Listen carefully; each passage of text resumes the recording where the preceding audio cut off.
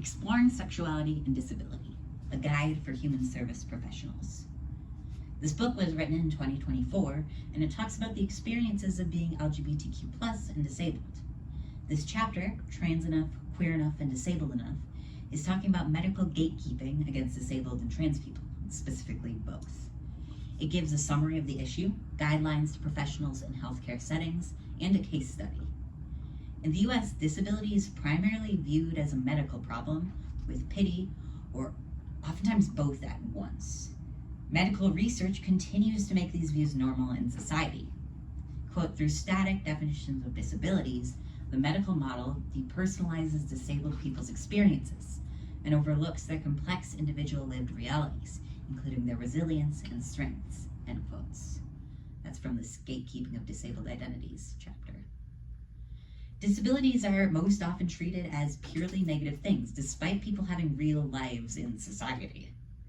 Gender-affirming healthcare is still not recognized as a medical need. Transgender people have to advocate for their rights to receive healthcare, both gender-related and otherwise. Quote, the system in which the consent of healthcare professionals and or related parties, such as insurance companies and governmental regulatory bodies, is required for an individual to receive a diagnosis or access to treatment, is also known as medical gatekeeping, end quote. That's from Pellegrino in 1986. Trans people and disabled people are more likely to face barriers in the system.